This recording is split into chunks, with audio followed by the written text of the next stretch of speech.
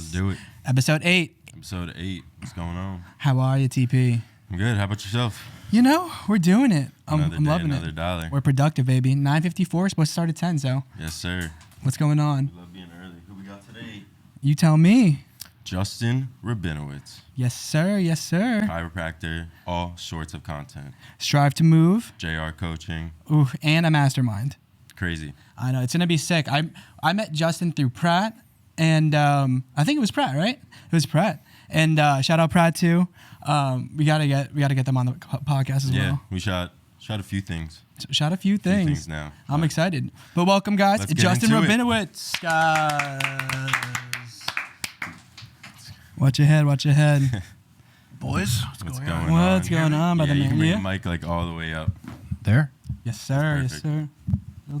Joe, tighten that up for him. Good. Ooh, how's the frame, Benny? I'm envious of this setup. Thank Most of my you. podcasts are recorded in my bedroom or the second bedroom, Mm-hmm. now the baby's room, and now you've got this whole thing. It's like, this is how it's supposed to be done. And honestly, you kind of like what inspired this too. I saw you putting out a lot of content. I'm like, we have the capabilities to do this. Like, why aren't we doing this on a consistent basis? Yeah. So, how did you get into first just being a chiropractor and just getting involved in the field? Yeah. So I always played sports, and basically for me, it was either I was going to be a teacher and a coach or go into some form of medicine. And then it's interesting, now you see me go from just treating patients to running a business where I'm actually coaching other people. So I always knew some version of coaching. It just happened in a different way. So it was just sort of that background. Most chiropractors, medical people had an experience as an athlete. You know, for me, hurt my back in high school. And I always liked the idea, even as a kid, going to chiropractors, and I felt like they were running a business and they were in like the medical profession versus going to like, you know, the hospital or the white coat. It just felt very stuffy to me. Whereas as a chiropractor, that when growing up, it felt like a nice, like this, an atmosphere. You hang out, sit down, you felt better leaving, and it was a really nice place to go, and people felt better. So that's how I got into it. Obviously, it's very different now, 20 years later, than I thought it was going to be in a good way, and I've been able to sort of expand my own reach with different avenues and pursue other things, but it was sort of that general progression and always sort of, we call it like skill stacking, right? It's like I had one skill where I knew I was good in leadership, and then I knew I could treat patients, and then I knew I could lead others, and then I knew I could build a team, and then I knew I'd create content, and then just keep adding, and now we're here. Why is it important to focus on like one skill at a time instead of trying to learn everything all at like one time? Yeah, it's a great question. It's something that I teach and coach a lot of people for, but actually here's an interesting one. So I'm 36, and I feel like I'm kind of split in the middle of two generations.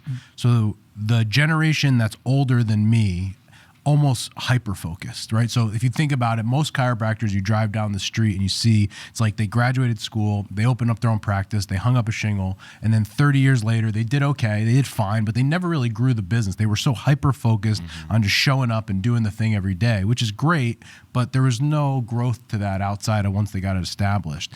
Now, most of the people that I coach in my business are graduates of chiropractic school. They're 24 to 30, and they can't focus on anything.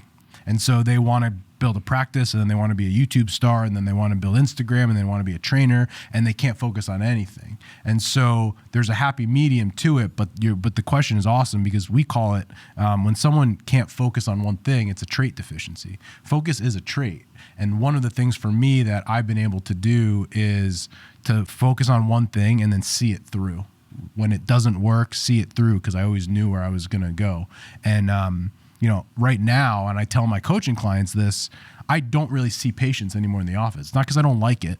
It's because I have another opportunity, another business opportunity where I'm coaching other chiropractors, and I'm not good enough to do both well.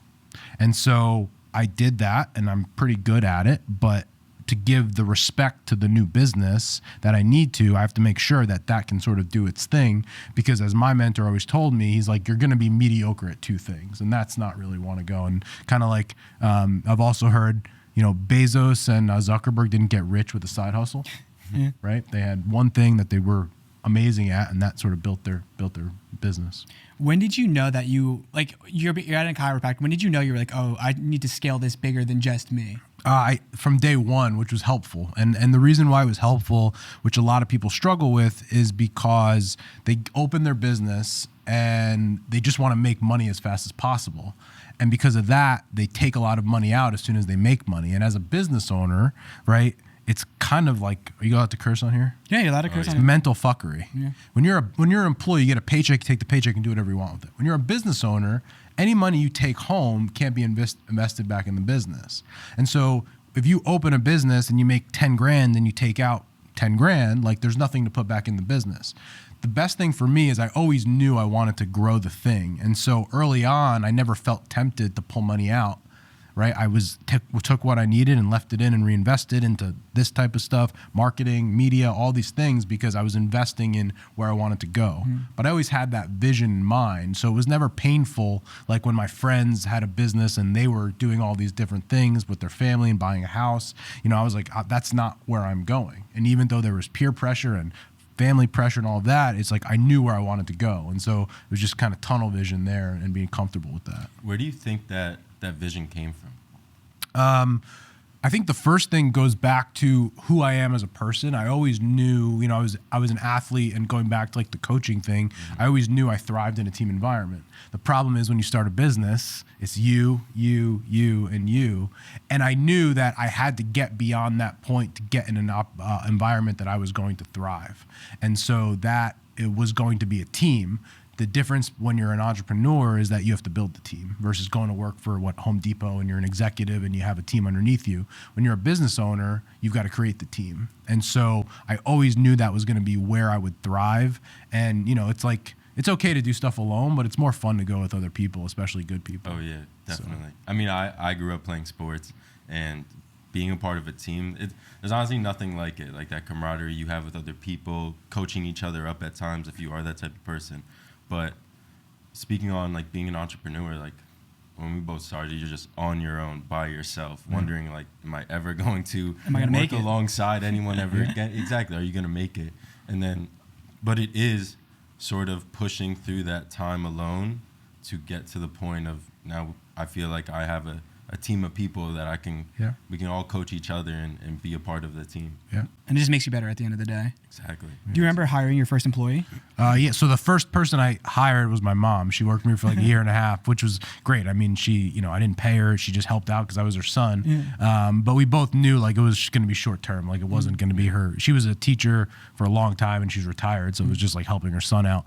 But yeah, and I think in 2018, so I opened my practice in 2015. It's 17 or 18, I forget. I hired Lauren, who was like an admin, do everything. She was like, her kids had graduated school. They were older. She was looking to get back in the workforce, and she was just looking for like 10 hours a week. Well, now she's 40 hours a week. She's our director of sales, and she's been with me since I really kind of got it going. One of the things for now that I've hung my hat on, and it won't always be this way, but I've never lost an employee. So we've got anywhere between 10 to 14 people, interns, and different businesses, and we've never lost an employee in our business so far. And it will happen. It's a natural progression. But I think one of my jobs as an entrepreneur, as a business owner, is if I have good people, is to continually find good opportunities for them. And sort of the genesis of the coaching program is now some of the people that I have are able to step up and grow their role in that business beyond what they ever could have done in just, our small private practice. And that's very exciting for me to always kind of looking for opportunity for people. I have an intern right now, Kaylee. She's the one that does a lot of my social media. She's fantastic. She's a chiropractor. And she said to me the other day, she said, I'd be afraid if I came and worked here that I would almost get too comfortable.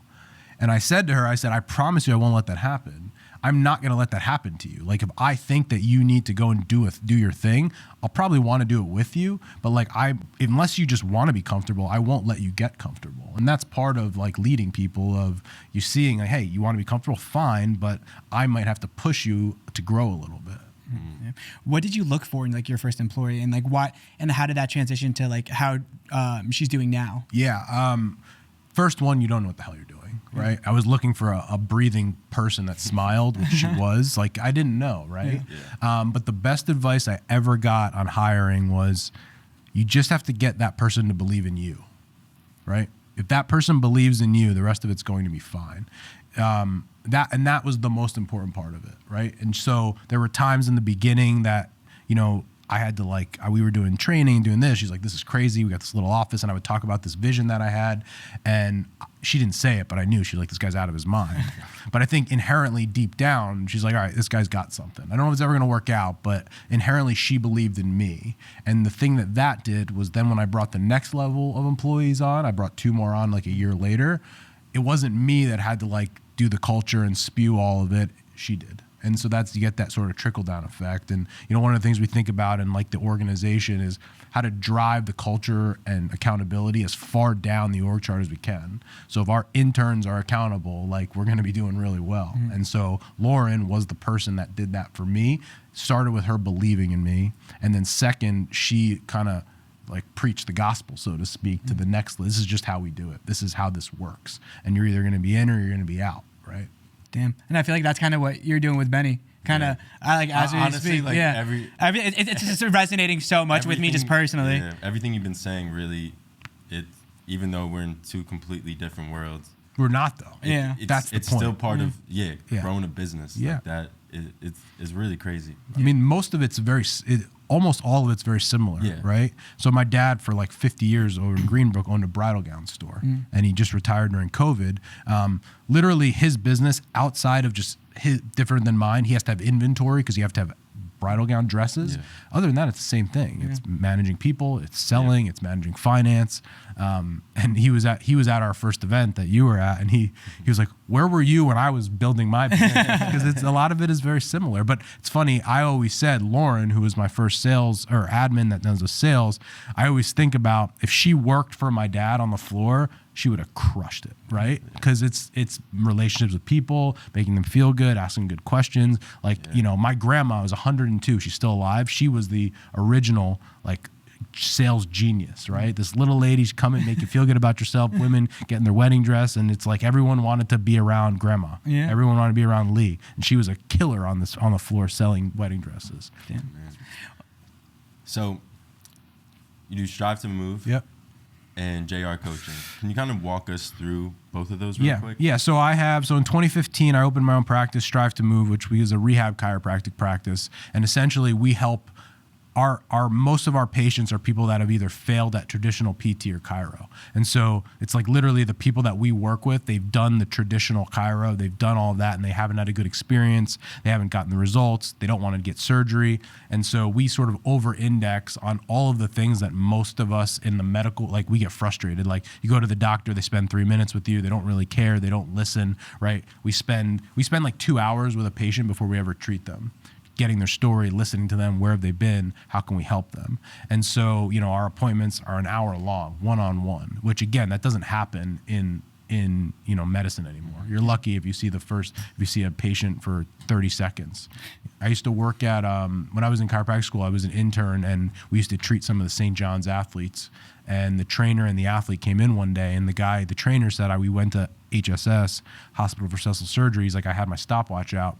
The doctor was in there 93 seconds. Damn. And so that's sort of built on, that business is built on treating people that failed the other system. Not everyone fails. Some people go to the other place and do great, and that's fine, and God bless them. But for us, we sort of focus on that. We also have another location in Springfield called Adjust Your Performance, which essentially, as I was growing the business, I saw that what we were doing was good and sort of reproducible, and I found a partner, Allison Heffron, who wanted to run her own practice, but she wasn't sort of confident in the business side and the leadership and wanted to get going. And so essentially I invested money and helped her build it. And she actually uses some of our staff and our marketing. And so that practice essentially runs you don't know that I exist theoretically, and she sort of runs it.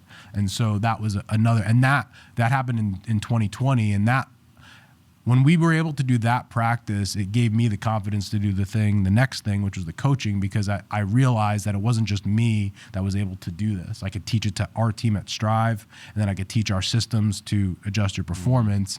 And that's when I started getting into the coaching. And the coaching that I do, so just to give a 30 seconds so I don't put people to sleep, in chiropractic, generally speaking, there are business coaches. those coaches are generally geared towards the traditional chiro. You lay on the table, you adjust your back, and you see you later. You're there in for 2 minutes. A lot of people coming out are more like me, are more like people that you would resonate with, that want to spend more time with the patient, that want to do exercise, that might have a fitness background, and they sort of live in this world of combining things. The problem is they don't know how to run a business. And so some of them, unfortunately, end up out of the profession. They're broke, right? Because they just don't have the business structure. And, you know, when you're in chiropractic school, so many people get frustrated because they don't learn how to run a business. But we're one of the few, if you think about it, one of the few like true medical professions where the only way you're going to be successful is to be an entrepreneur. Like if you're a medical doctor or a surgeon, you go work for a hospital system, you make good money, but you're an employee. Chiropractors, it's one of the few. Like acupuncture, actually, right? You guys saw it down here, is similar. You have to be business owners in order to be successful. And so where I've sort of found my niche is teaching chiropractors who want to practice a certain way, spend more time with people, that want to do exercise and rehab, but just don't have that other side of it, the business side of it. Very similar to, I'm sure you're like, we're very similar in the thing. What's the thing? Ours happens to be like chiropractic and rehab. Yours is video editing, production, that type of thing. But that skill, which I didn't realize, is obviously very different. Being a content creator and being a business owner and running a business, a lot of times they're actually diametrically opposed, right? I'm sure you guys see people in your world that are like very creative types, like they're awesome at the thing, but it's like if they have to look at a spreadsheet, God bless America. I mean, it's going to be bad. And we have the same thing in medicine. Doctors oftentimes are not the business type. They don't like the numbers. They go to school to treat a patient. Like you guys get into video because you like content creation. But all of the other things in the business, in order to make it thrive, have to run as well. It really reminds me of what like Alex Hermosi was doing with like Gym Launch. Kind of like the similar structure where he was like teaching gym owners like the business side and like the marketing side. And we've thought of that. So he does what's called like a licensing model, where he essentially, what we did with Adjust Your Performance was a mini version of that. It's like, here's the system. It's essentially done for you versus like we teach you how to do it. So essentially it's DIY versus done for you. Right now, our coaching program is done with you. We tell you what to do and you go execute. And I've thought about that type of model where essentially you do a licensing model and they just give you everything and you put it into place. So yeah, very, very similar. Damn. When did you know you had to, so you got everything covered in your business. When did you know you had to start investing in marketing? Before I started, you know, I think it's interesting. Marketing and sales sort of go together, like at the top of funnel, getting people to know you exist and then getting them across the line. That's sort of like that's the essence of any business. What's interesting in my world is that 99% of people that come to me that have business struggles and I ask them what their problem is, they tell me that they have a marketing problem. And what I often find is they need to improve their marketing, but they don't have a good system or process. And in order, the machine doesn't work. They don't charge enough money. They don't know how to get people across the line. They don't have a whatever recurring revenue model. And so even if their marketing improved, their sales and conversion and back end isn't good enough to make up for it.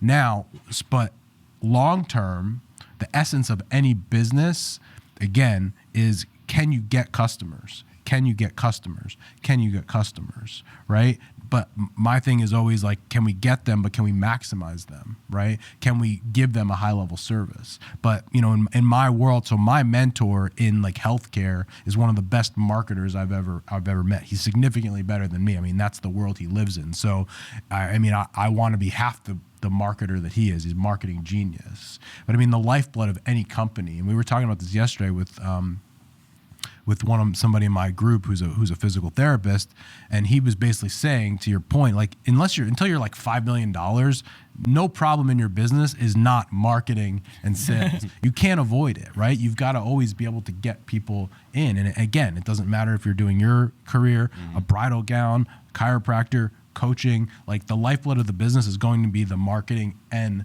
the sales piece of it. Yeah. So you really have to establish sales first before even starting to think about marketing. I mean, I think we always say to get it off the ground, right? And again, depending on the business, you got to get people in the door. So how are you going to do that? Awareness is marketing, right? You're always sort of doing that. What I find is sometimes, and this might resonate with your audience, what I find with business owners often is, like in my world, it'll be they're about 2 years in business. So they have it established, like they've done enough marketing, just getting out there in the community, and they sort of get stuck. And they get stuck and they think it's just, oh, I need to do more marketing. But when you look at the inner workings of the business, that the structure of it doesn't work. Like they're not charging the right prices. They're either understaffed or overstaffed. They don't understand the finance of it all. So they don't have the structure there. But like if I was starting a business tomorrow, I can't manage finance until I have people paying. Yeah. How do you get people to pay you? You have top of funnel, right? And so I think you can fix a lot, and to get going, it's always going to be making sure that you have a marketing plan. To answer your question though, even more specifically, one of the things that we think about, that same thing in your business, if we were to go on that whiteboard right now and draw an org chart, right? You have 4 departments. Doesn't matter if you're like GE or you're Strive to Move. You have a marketing department, a sales department, an operations department, and a finance department. What I find is that almost every small business owner, they get caught in doing the thing almost the majority of the time. And the problem is to marketing is that if I said, all right, who's in charge of marketing? The answer is, well, I am. And it's like, well, when do you do it? When I have time. And a bad business strategy, a bad marketing plan is to only do it when you have time. You know what I mean? Yeah. And so it'd be like in your guys' world, if you were just editing videos and producing content and doing all of that, but like who's the one going out to get business, right? Exactly. Who's spending the time to do it, right? And so we say in that capacity, it's like, if I looked at your calendar, I would know what your priority is. Yeah. What am I doing today from 12 to 2? We're editing video. Great. Where is it in your calendar that you're going to go find business? That's marketing.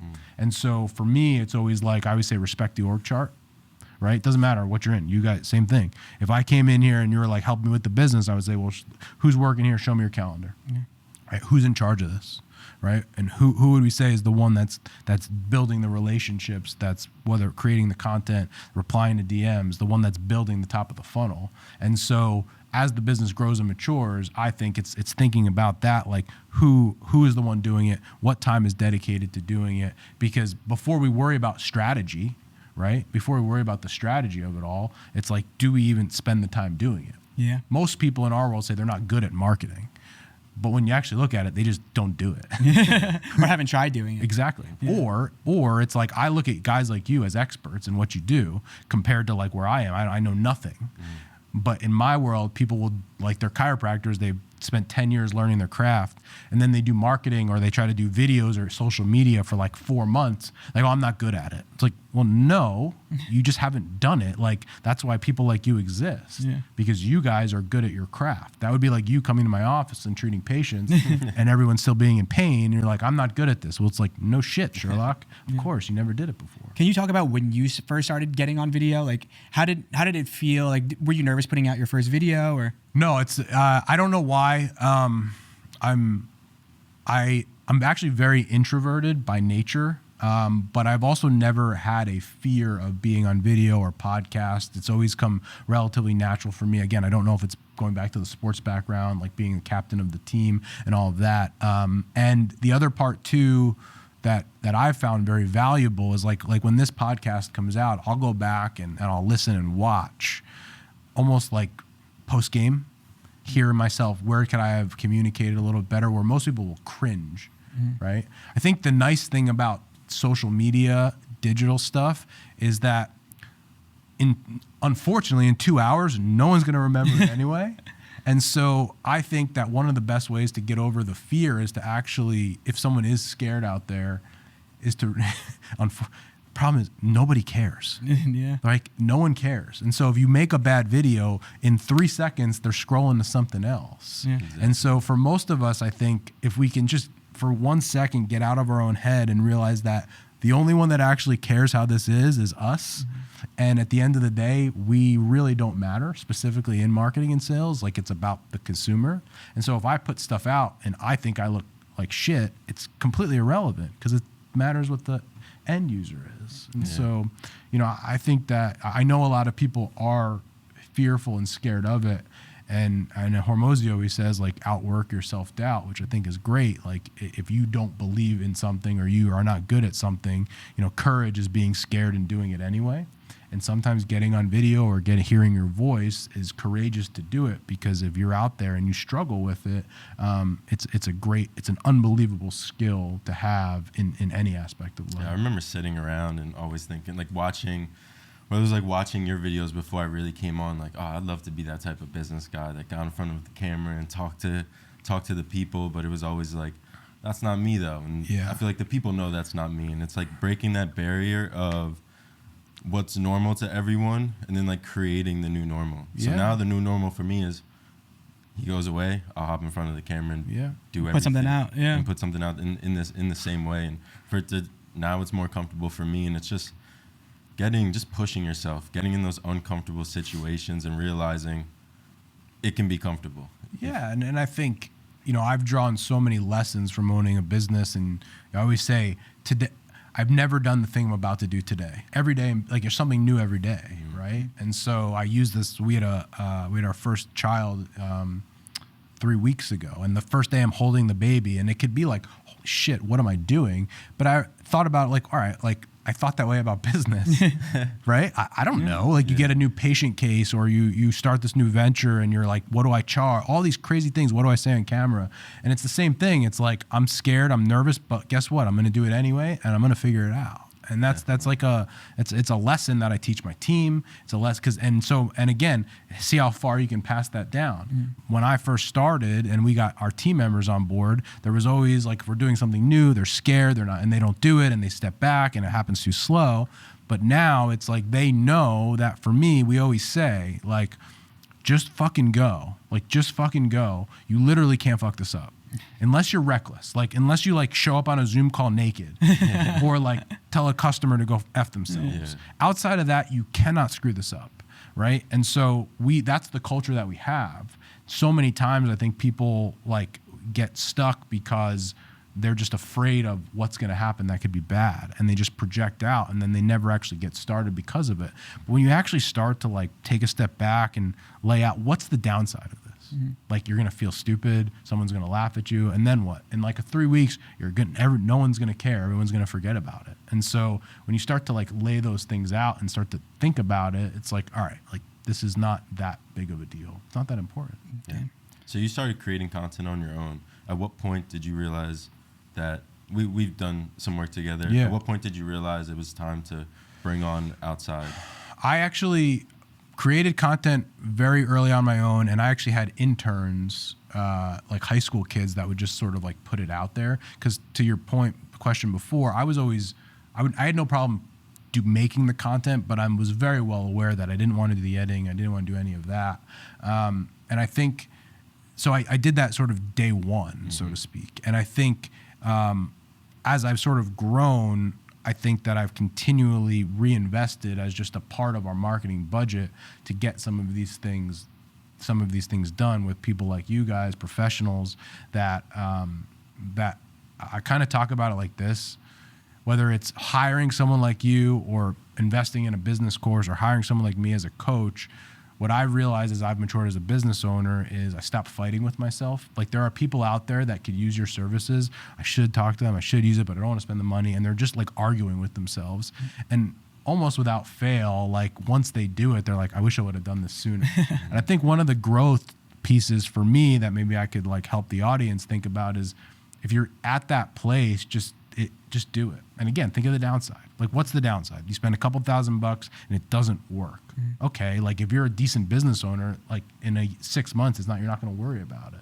And so I think for people that are considering whatever service it is, your guys' service, it's the only way you're going to know is to test, right? Marketing is always a test. Yeah. And so if you have a theory that you guys could help to, like, do something, some version of business with a client, that, like, the best thing is to do is to do it. Right? To do it, have a plan, and go from there. The other thing that I'll say is, if you're a business owner and you own a coffee shop, right? The value as an entrepreneur, you only have 2 assets, time and money. And so if you're sitting on your computer for 6 hours a night editing videos where you could hire professionals to do it for you. Essentially what you've said is, I'm trading money for time, time for money. I'm going to spend the time because I don't want to spend the money. But if you think about it, if you're going to grow your business as an entrepreneur, essentially what you have to be able to do is pay people to do something that you could have done so that you could continue to do higher level, higher leverage activities. But if you're literally for 4 hours, if I go home today and I edit videos that you guys could have done and I spend 4 hours doing that, like I'm never going to progress in the business. I'm doing, you could even go down whatever level if admin work. Like if you're the business owner doing admin work, like you're doing work that isn't growth work. You can hire someone to do that work. And so like in your guys' situation, I would tell a business owner considering it, like if you want your business to grow, your hourly rate has to continue to go up. You continually have to do higher leverage work and give away things to experts that not only will do it faster, but will actually do it better than you could. Yeah, definitely. And I feel like a lot of business owners have trouble letting go of that. Because for me especially, I remember at first I was like, damn, someone else is going to edit my own videos. I was like, and then I hired the person and it saves so much time and then you grow with the person too, and it's just like a whole thing. Yeah, I mean that's the kind of the nuance of being an entrepreneur, right? It's not just like hiring someone to edit your video. It's having someone that can sort of tell your story. It's understanding leverage in your business. It's understanding, where your expertise is. And I think it's like the further you go in business, the more you realize that you don't know anything. You're very good at like a very small amount of things, and you continually bring people in or hire people from the outside that could be experts in the thing, so to speak. Like in your guys' situation, videos, editing, that type of thing. Like I could get a camera and do it, but it's not going to go very well, right? Do you have any tips on letting go? Because I know a lot of people say, oh, they're not going to get the same customer service or anything like that. Do you have any tips for that? Like when you start to hire out, yeah. Yeah. Because I feel like that's kind of what's stopping people from scaling, right? I think a lot of it, unfortunately, and people will never admit this. This is like where Justin has hard conversations. The reality of it's ego. Yeah. It's funny. My father-in-law, who owns a carpeting flooring business, so I said I don't treat patients much at my practice anymore because I'm doing the other business. And he said to me a couple weeks ago, like joking, he's like, when's the last time you were in the office? I was like, like a week and a half ago. And he's like laughing. He's like, not many people could do that. And I'm like, why? Right? And he was like, because most people don't want to give up control, right? They don't want to give control up of the thing, and I think a lot of times that's tied up in ego. The thing that I've done, and a mindset shift that could be useful, is we all have ego. That's healthy. For me, I have ego tied up in the idea that I have brought people on, trained them, and they are part of my team that can go and deliver the customer service and the treatment and the whatever at least the level that I am, if not higher. So my ego is tied up on having other people that we've kind of brought to that. Like there's nothing that makes me happier when I watch like Lauren get on sales calls or Hannah do marketing where I worked with them. They've been with me for 3, 4, 5 years. Like that's the most gratifying thing ever. And when people, they're like, Hannah's great or Ashton's great or whoever, Lauren's great. It's like that's what makes me feel good, right? Because those are people that came in, they didn't know, no offense to them, they would admit it, they didn't know shit. And we trained them up and we worked with them and we hired help and we did all these things. And now it's like, holy shit, 3, 4, 5 years later, they're incredible members of our team and they are, they've progressed so much. Yeah. How are you staying so consistent? Because you're putting, how many pieces of content are you putting out a day? We've increased it. So the content is interesting because I brought on Kaylee, who is a chiropractic intern, but she has a really good Instagram knowledge. I don't even know how she learned it, but she's very interested in it. So she's learned it. And the thing that she brought to my attention, which helped me, because I always struggled with Instagram because I don't like things that I can't measure. Like I want to see progress or lack of progress. One of the things in our business that we are very strong on is we call them KPIs, key performance indicators, what numbers and metrics. And so I don't just like putting out tons of content to put out tons of content. So I like Gary Vee stuff. Gary, he's great, but it's like just put out content. And it was always hard for me because I wanted to see if it was resonating or not. And the thing she did specifically on Instagram was she's very good with the metrics. And so she could show me very much what was happening. And so I'll tell you what happened. So she had this idea with Instagram. So we started to put like one post out of, I think 5 a week.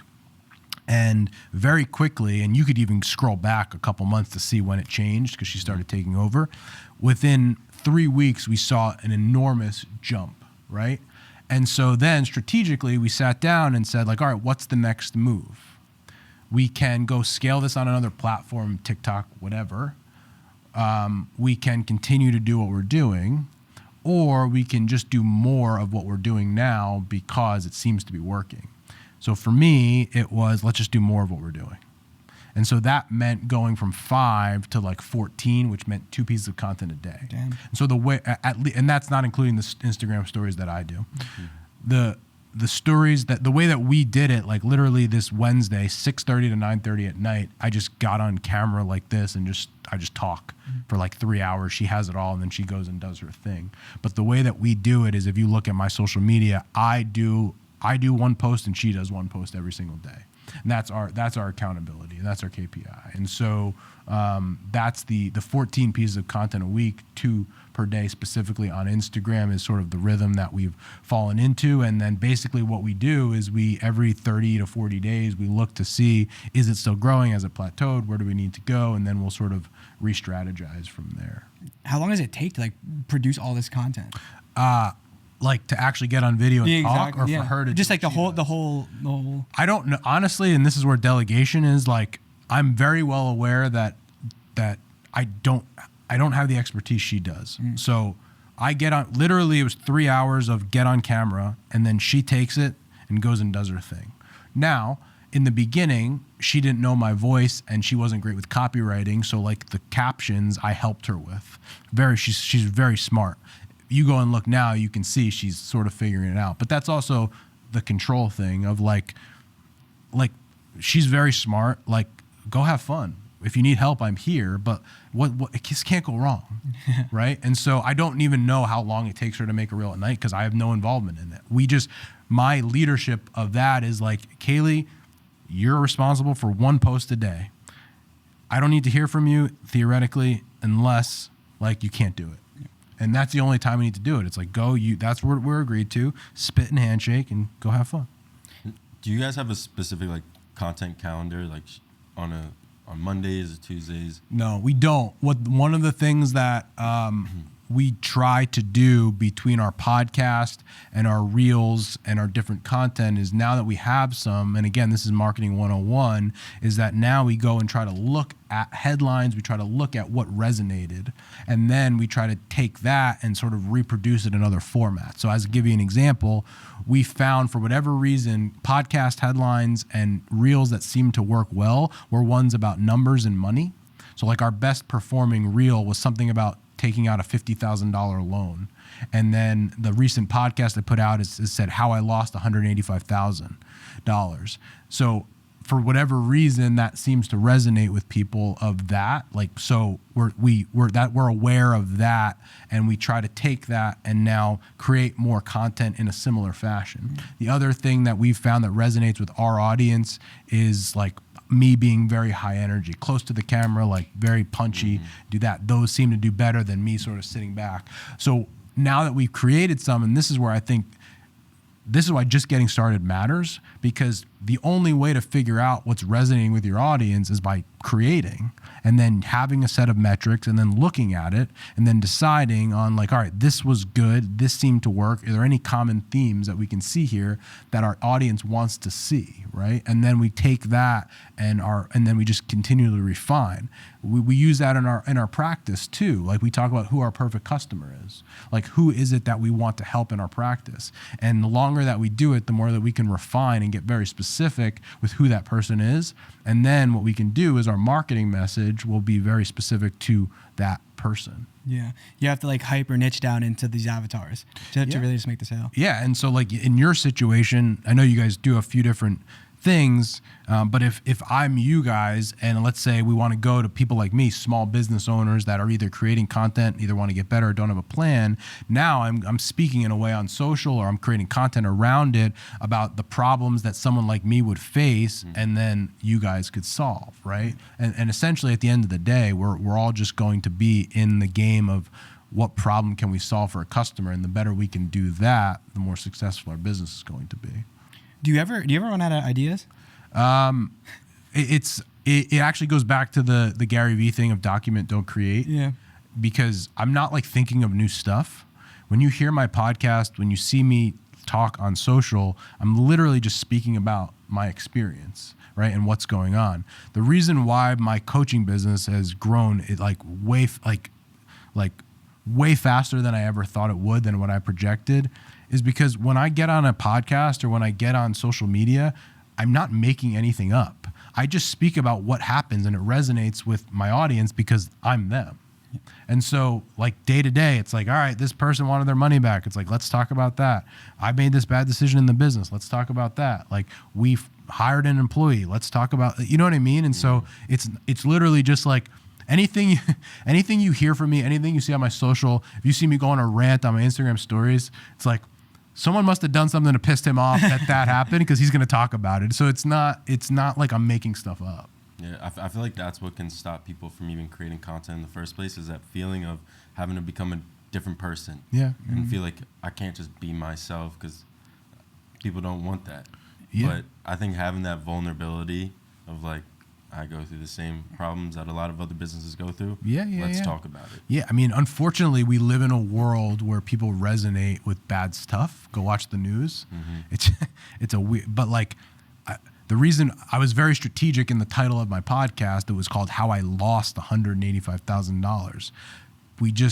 Some of it's ingrained in us as humans. Like, back in the day, it was the lion's chasing me, let me run. It's a survival mechanism. We are just drawn to car crashes, right? We like the negativity. And so being vulnerable and talking about some of the not good stuff, right? People, like good or bad, they resonate with it. They can see themselves in it. And so, you know, when I coach other chiropractors, I'm very aware of, like, I have to be in a position where I'm very positive, because a lot of them live in a world that's very shitty, unfortunately. But at the same time, I also am not bashful about like the things that we haven't done so well and that we are working on. The difference that I'll say about our organization is that, like, if we have a problem, we are going to try to solve it. Whereas so many people, they just have a problem and they just sit there and it's like, oh, all right, like, it is what it is. Economy, recession. It's like they just sort of live in that world. We recognize that there is an issue and a problem, and then we try to fight it and go after it. Yeah. Totally. Who are some of the content creators you're watching now? Who are you pulling inspiration from? I mean, Hormozy has been, I like his stuff. Obviously, him coming from the gym world, similar type of clientele. He's in that sort of same realm that I'm in. So he's one that I've definitely watched a lot, and I think he does a good job. His wife, Layla, she does a great job too, and it's an interesting combo if you look at it, because she's like the operator, so she has a lot of that the operations and the finance and the hiring stuff, which is very helpful for me. And then he is like so it's funny, he's the guy that you can tell makes the mess, and she's the one that cleans it up, which is why they're successful. And it actually is interesting it resonates with me from a business partnership standpoint, because they're very different, which makes their business so successful, because it works. If you had two of him, it would be a disaster. The yin and the yang. The yin and the yang, yeah. Absolutely. So he's the one that comes to mind very quickly. Obviously, early on, Gary Vee, like when he was putting out content, I thought of his stuff was resonated. Obviously, he's a local guy, which is cool. And, I think more than anything, going back to like the consistency that he has, I think is really good. I actually learn a lot, believe it or not. People compliment me on my podcast for how I do it. I was just talking into the microphone. Since I was a little kid, actually, I was talking about it with someone at the gym this morning. My dad always listened to like sports talk radio. My mom listened to like whatever she listened, I don't even know what it was. But I've just grew up listening to like talk radio.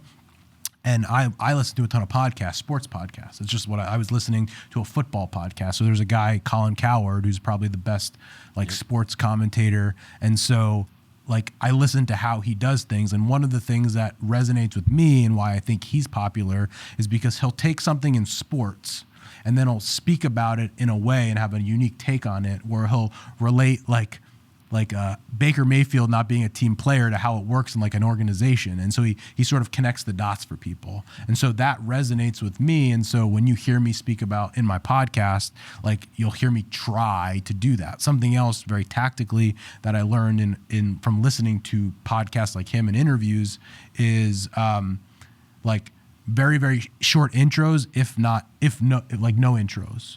And so like just to get in conversation like we got, like I've been on podcasts before. It's like, oh, take a minute to introduce yourself. It's like snore, right? And so I learned that. I learned that from that. And so if I'm going to do an intro, I won't do it with the person. I'll do it after by myself, right? Yeah. But just little tips and tricks like that where I feel like I learn a lot. I always say work when you're not working. I learn so much, right? I learn so much from observing others. I observe, like, you guys both own, who owns the company? He owns a company. I know that you're good at what you do by when he shows up with his team and how it works. On time, efficient, they get people in and out. There's no bullshit, right? I know enough by just watching. Yeah. So I know you know what the hell's going on.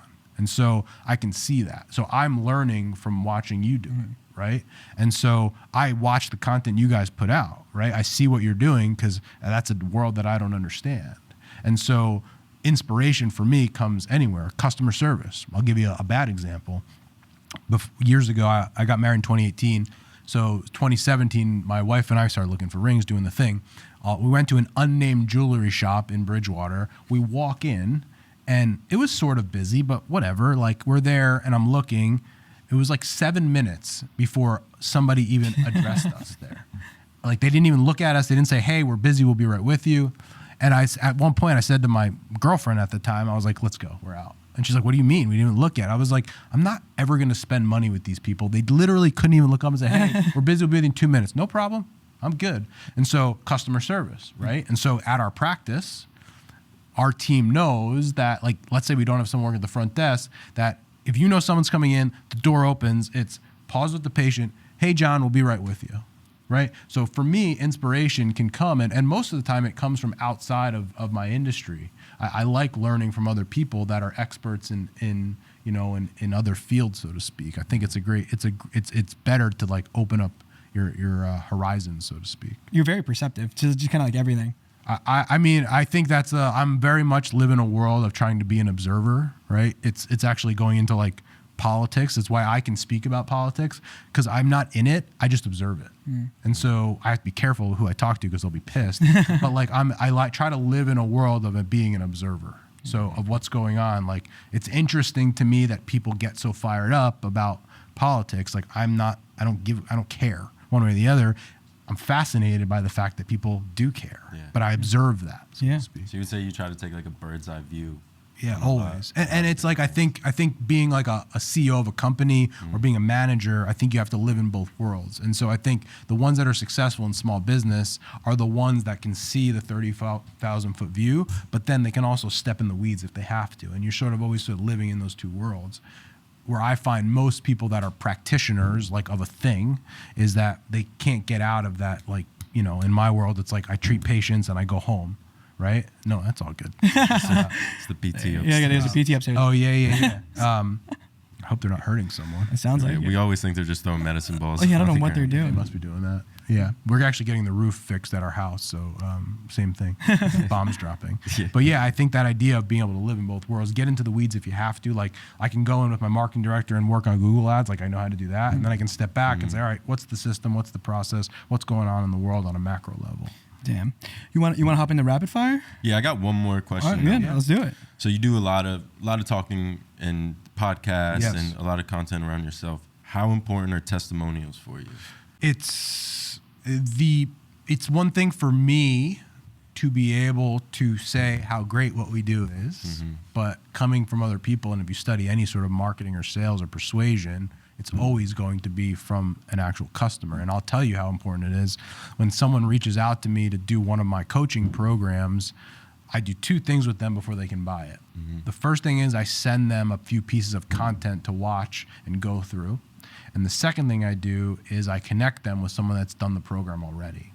Because I can sell to them. But again, I want you to go talk to Tito, who he's not me. I don't pay him. He pays me, right? You talk to him.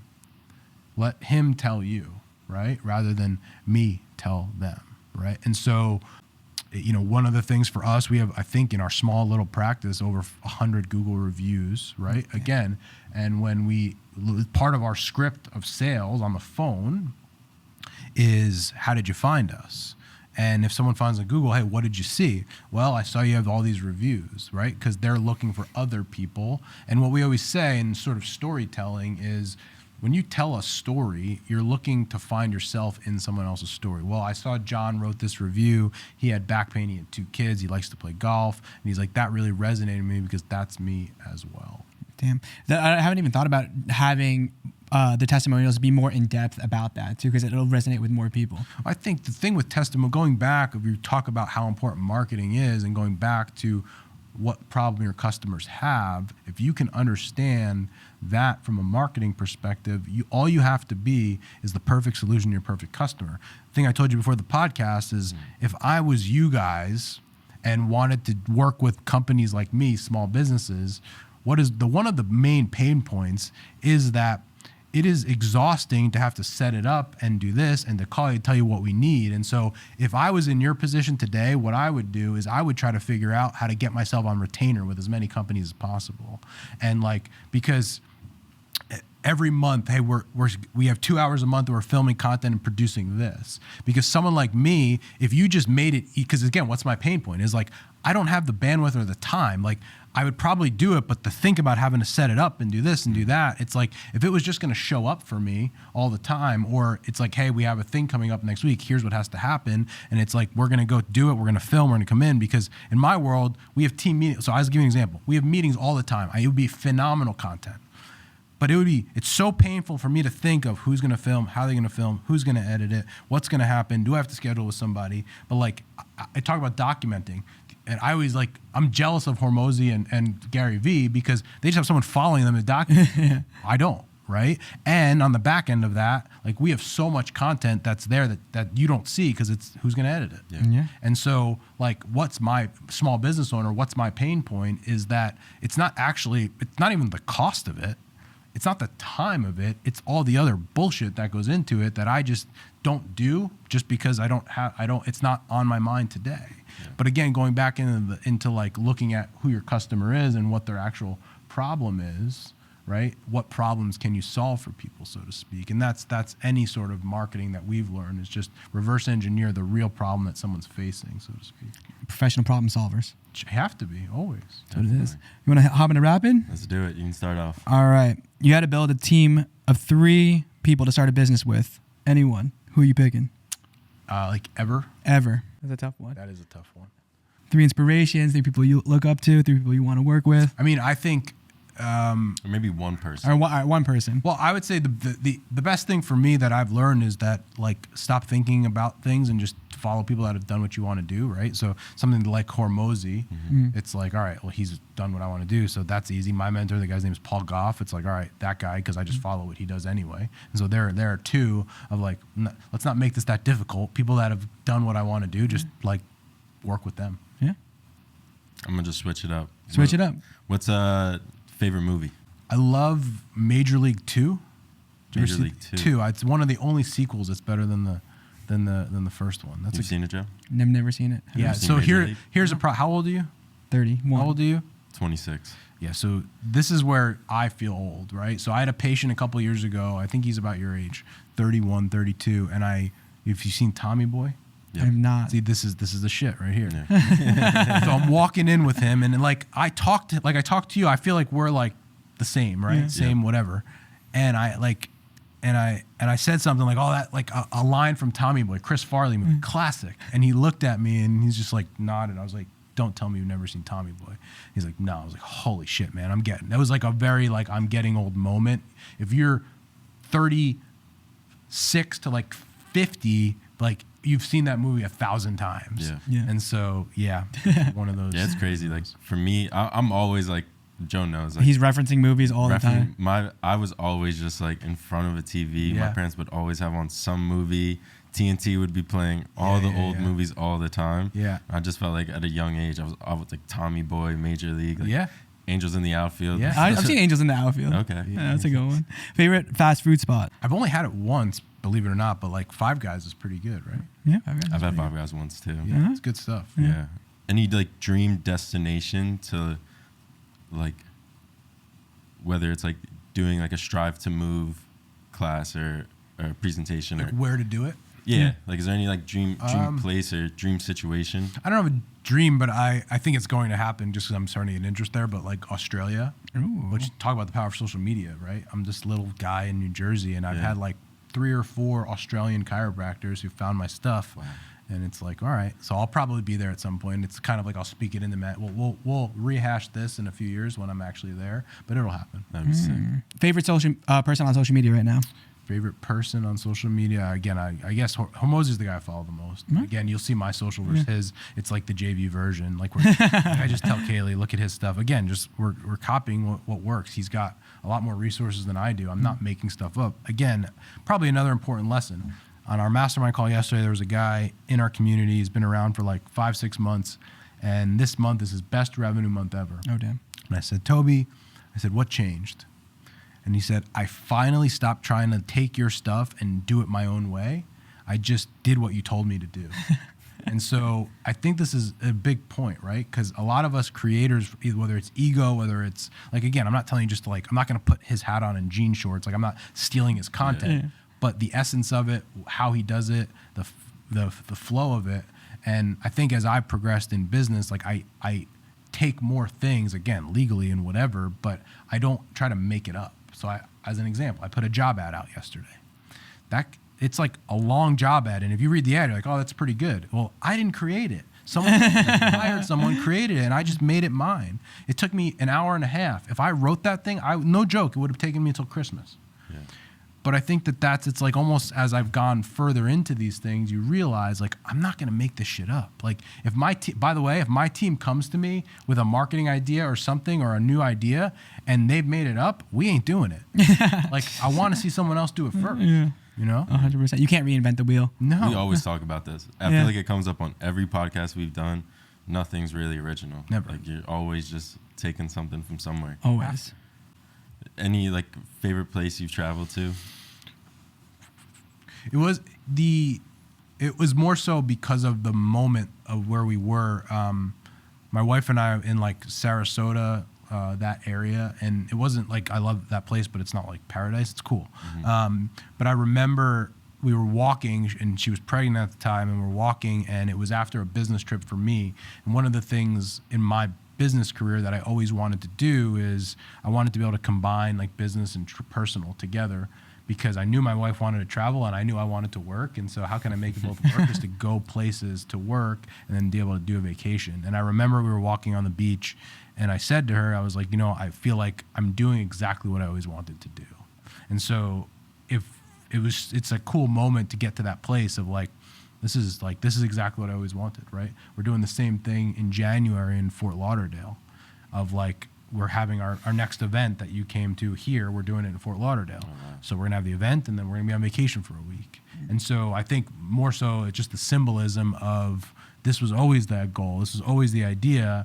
And now it's here and it's coming true. Like my family will be there, my daughter will be there, and I'll get to do what I love, which is helping people and coach and teach. And then we get to have a vacation after it. It's like that was always the dream, and it's now coming to fruition. That's amazing, because like just fulfilling that prophecy and like being in that moment probably feels so great. Yeah, and going back to like leadership and all that, going back to hiring Lauren. When she started with me, it was me and her, and we shared an office space with someone else. It was like this little shit operation. And I would always talk about what was going to happen. And she's like, yeah, whatever. But like, we talk it into fruition. And now they look and it's like, holy shit, we have people from Canada and Australia and like all over the country. They're coming to our events and they're like flying in to see us. They're coming to Bridgewater from all over the country to learn this stuff. It's like, man, this is like, he said it was going to happen. And you know what? He was right. It did. Yeah, that's good. I feel like I do the same thing. Those are the best moments. Yeah. Just listening to you talk about it. Like, I feel like we have those moments sometimes. Like, We're like, oh shit, this is actually happening. Yeah. Yeah. I remember That's crazy. you used to be in the back of the van, just with I used to be with all the equipment back there. Yeah.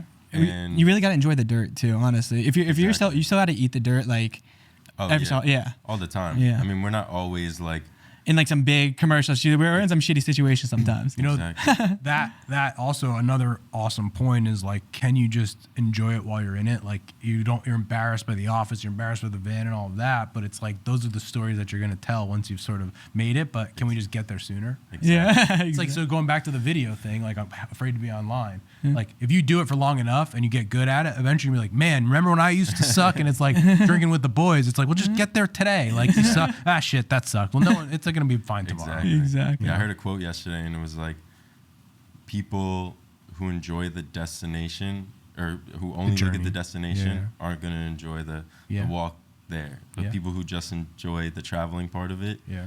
it's Yeah. it's just the destination's going to just be a product of enjoying the walk. And you see it, like I have a student group, they're in school right now, and they can't, I know they don't believe me, but like I told them, we had a month in the coaching business where we made like a ton of money. And I was like, I saw the money in the account, and you know what happened the next day? Nothing. Again, everyone always say, well, yeah, but I'd really like to experience it myself. And I get it. But the next day, nothing changed. My wife still told me I need to take the garbage out. Nothing changed, right? And so, like, I'm not saying don't try to make a lot of money and do all that, but it is true when you do it and you experience it and you get to the thing, it wasn't as good as the process to get there. They've even done studies with that from a sales perspective. It's why they actually tell you to plan vacations out in advance. Oh, damn. Because what they found was that the brain activity, the excitement, is actually more in the anticipation leading up to it than when you actually do it. Mm-hmm. Which is why people buy like new cars and houses and they get in and it's like, it was the idea and the excitement of the process of getting there than it was actually once you get the thing, it's like, what's next? Love it. I'm excited to see where you take this, and I can only see like huge things coming your way. Honestly, Appreciate it. No, you guys are doing great. Where can the viewers find out more about you? Probably Instagram at Justin Rabinowitz would be the best place to start for the people on this pod. All right, and take us out on a quote. That camera, give us a quote. It's happening to you. Make it happen for you. Justin Rabinowitz, everyone. Thank you. Awesome. Thank you.